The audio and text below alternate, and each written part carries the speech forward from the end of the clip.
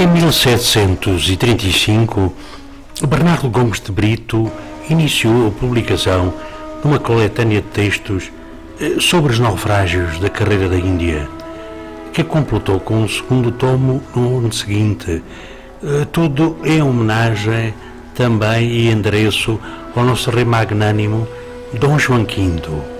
Em cada volume foram reimpressos relatos antigos de 6 acidentes, sendo o mais antigo do galeão São João, que sussurrou na costa do Natal em junho de 1552, e o derradeiro sobre combates travados por 2 naus da carreira das Índias com armadas holandesas e inglesas no final do século XVI.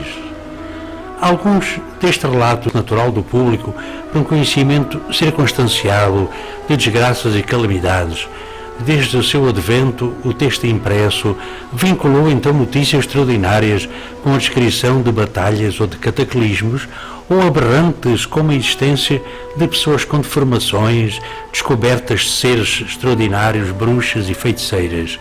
É certo que o interesse pela novidade também contribuiu para que se fizesse dezenas de edições, com várias traduções de textos que relatavam as novidades dos descobrimentos ou que descreviam as civilizações encontradas pelos europeus nas mais variadas e antigas partes do mundo. A visita de uma embaixada de senhores feudais japoneses cristãos ao Papa, em 1585, por exemplo, suscitou dezenas de edições do relato e da sua passagem por Roma, incluindo em cidades tão distantes como Vilna e Cracóvia.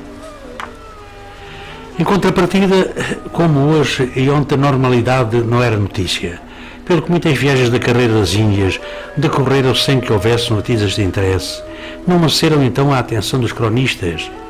Dispomos, é certo, de alguns relatos dessas navegações tranquilas, mesmo que perturbadas ocasionalmente por calmarias, tempestades ou frios glaciares, mas estes textos não tinham um interesse por ir além pelo público do século XVIII. E mesmo nos nossos dias, as suas leituras circunscrevem-se quase só aos estudiosos das viagens oceânicas.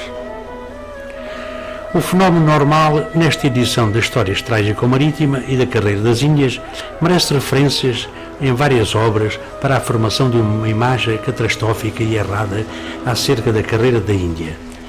Embora se tenham sofrido muitas perdas ao longo dos séculos, a grande maioria dos navios da Rota do Cabo completou as viagens e com a maior parte dos seus passageiros vivos. A carreira da Índia foi então a primeira grande rota intercontinental que tinha de articular a passagem por climas diferentes, desde o calor tropical e equatorial ao inverno austral.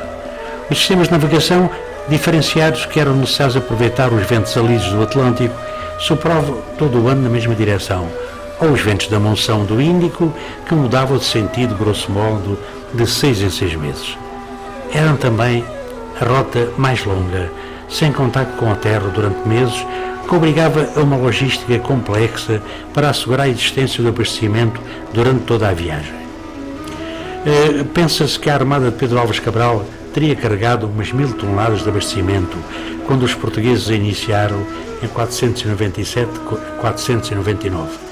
Não havia então nenhuma experiência relativa a este tipo de viagens. A rota e as escalas do tempo de partida, os sinais do mar e do céu, tudo foi aprendido quando decorria a penetração dos portugueses no Oriente. Mais tarde, quando outras potências europeias passaram a viajar para a Ásia, aproveitaram um século de experiências acumuladas pelos portugueses que evitavam muitos erros que os inventores da nossa rota aprenderam à sua própria custa. Apesar de 12 acidentes descritos na história trágico-marítima serem verídicos e tivemos alguns insucessos, tinham sido impressos pouco tempo depois dos desastres, mas outros que davam inéditos e tinham sido resgatados do pó do tempo pelo labor de Gomes de Brito. Esta edição traduz então um interesse, como o caso de Nossa Senhora da Conceição, esta nau que deu à costa também a Madagascar, onde perdeu o leme. Tivemos depois mais alguns reveses bastante consideráveis com outras naus que demandaram a Moçambique e que tiveram dificuldade em chegar a Lisboa. A Nossa Senhora de Oliveira perdeu também o leme, nesse caso em Sofala, tendo de retroceder para Goa e partindo novamente em 1607. Quanto às naus Salvação e Nossa Senhora dos Mártires, a 15 de janeiro de 1606 partiram de Goa para Coxim, onde embarcaram essencialmente Pimenta e onde se fizeram à vela para Lisboa. Dos Açores, estas duas naus fazem-se à volta ao mar em direção ao Cabo da Roca, que avistam a 12 de setembro de 1606. Daí entram então com o temporal já anunciado na Baía de Cascais. Estando então um surto de vento forte em Cascais, que não é um bom augúrio. O Diogo Brochero sai então do Porto de Lisboa e dirige-se à Vila da Galera, Santiago, para tentar à custa de remos rebocar a nau Salvação. Estava mais ameaçada de dar à costa. Infelizmente, com o temporal a aumentar, as amarras da nau dão de si e esta dá à costa na Baía de Cascais a 13 de setembro. Também, presa do mesmo temporal durante 2 dias, a nau Mártires aguenta o embate do mar. Quando perde igualmente as amarras, o seu capitão Manuel Barreto Rolim procura a segurança do Porto de Lisboa, tentando entrar na barra na manhã do dia 15. Infelizmente, a nau perde o leme perto de Carcavelos e é arrastada até à Restinga, rochosa de onde assenta a fortaleza de São Julião da Barra, onde naufragou catastroficamente. Os Mártires foi então encontrado em 1992 por mergulhadores amadores e nesta data fez-se a recolha do espólio valioso. Foi realmente uma das naus. Apesar de todas estas vicissitudes, o grande sucesso da carreira das Índias no século XVII superou em século XVI sempre os 80% por estas rotas.